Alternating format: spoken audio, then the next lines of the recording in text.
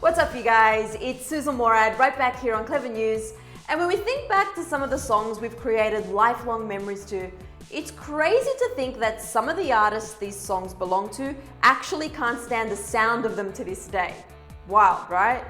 Think of all those times our favorite classics like I Kissed a Girl or Party in the USA have come on, and you immediately get that feeling of nostalgia and recite every word as if it were 2009 all over again. Such a good feeling, right? For us, these hits are considered a blast from the past. But for artists who've sung them over and over again, they are sadly sometimes only considered a thing of the past. Seriously though, imagine if the first song that Katy Perry put on the map in 2008 was never even a thing. I Kissed a Girl was Katy's first of many risque tracks, but she previously revealed to Glamour that if given the chance, she would like to rework it, and for pretty good reasons. She said, quote, "We've really changed conversationally in the past 10 years. We've come a long way. Bisexuality wasn't as talked about back then, or any type of fluidity. If I had to write that song again, I probably would make an edit on it." She went on to admit that lyrically, it has a couple of stereotypes on it. Your mind changes so much in 10 years, and you grow so much. What's true for you can evolve. Touche, Katy, touche. Another pop princess who straight up can't stand the sound of her song Telephone is Lady Gaga. And I'm gonna try my best not to be offended because for one, the song includes Beyonce, and secondly, it's certified pure pop perfection and still one of my all-time faves.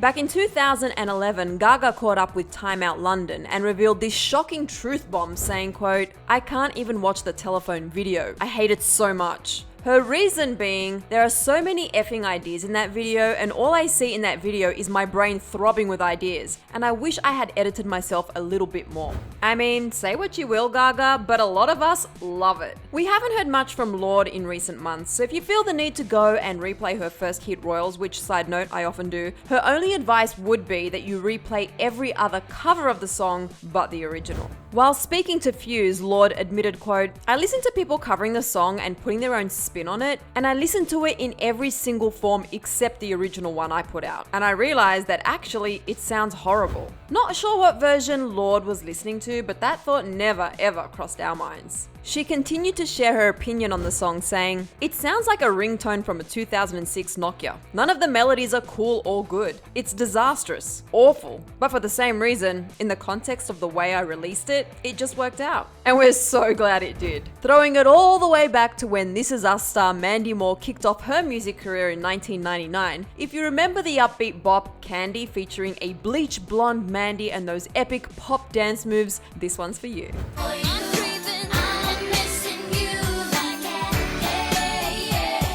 But if you were hoping to hear a newer 2020-esque version of the song, I regret to inform you that your chances are looking pretty slim to none. Looking back on her first two albums, Mandy revealed to Glamour, quote, "Ugh, those were awful, just awful. If I had the money, I would give a refund to everyone who bought my first two albums." I don't know about you guys, but that is one refund I refuse to accept. Like Katy Perry, Selena Gomez isn't too fond of the song that kicked off her solo music career, but she did admit that it would be stupid not to acknowledge her single Come and Get It for what it did for her. While chatting with Entertainment Weekly back in 2016, just 3 years after the song was released, Selena said, quote, "I love my producer's Stargate more than anything, but it's very difficult for me to perform live. It's not my song."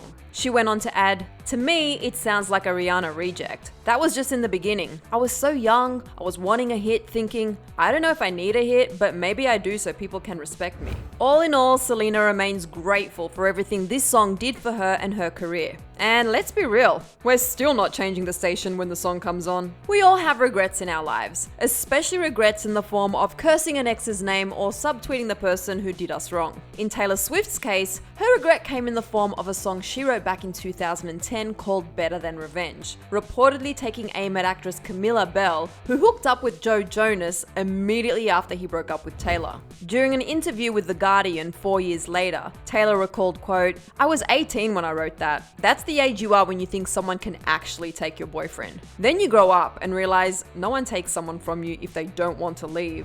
Above all else, you can't help but feel some type of vengeful way when listening. Speaking of revenge songs, Paramore's lead singer Hayley Williams has claimed that her claim to fame, Misery Business, just doesn't do it for her anymore. Earlier this year, Hayley caught up with Kerrang! Magazine, where she revealed that she's been unable to relate to the song for a very long time. She said, quote, "Those words were written when I was 17, admittedly from a very narrow-minded perspective. It wasn't really meant to be this big philosophical statement about anything. It was quite literally a page in my diary about a singular moment I experienced as a high schooler." We undoubtedly felt all the feels in high school, from first loves to first heartbreak to friendships blossoming and falling out. But one song so many grew up to know and love, especially in the younger school days, whether it was tied to a specific flame or not, was Oasis's Wonderwall. You're my Wonderwall.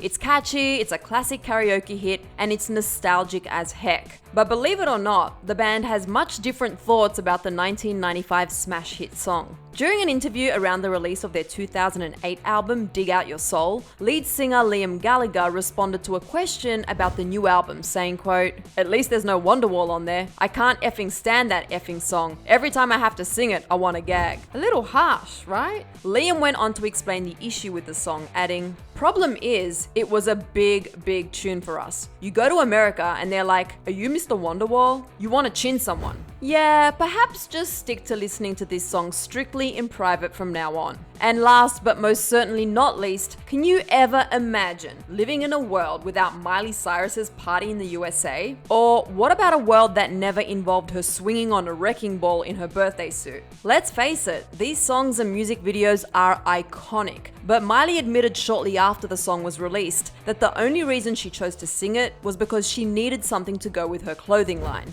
She said, quote, "I didn't write it and I didn't expect it to be popular originally. It was just something that I wanted to do and I needed some songs and it turned out for the best." In fact, Miley admitted to never even listening to pop music, saying that her 13-year-old self would have definitely called out her 17-year-old self, calling her a sellout. However, Miley did claim that there's no way she couldn't love Party in the USA, saying, "I would never take it back, but that's not who I am. That's not where I want to sing. That's not what I want to sing, and that's not what I want my voice to sound like." And although she is anything but a sellout, Miley also talked about Wrecking Ball during an interview on the Zach Sang Show in 2017. When asked to choose between 3 of her songs, Miley was quick to admit that Wrecking Ball was her least favorite, saying, "That's something you can't take away. Swinging around naked on a wrecking ball lives forever." She also added that her worst nightmare is having the song played at her funeral. Weird flex, but each to their own. For more music updates, you can click right over here for another clever video. Then be sure to let me know down in the comments section below which of these artists you're most surprised to hear can't actually stand their own songs. I'm your host, Susan Morad. You can find me on Instagram at Susan_Morad. I'll catch you later. Bye guys.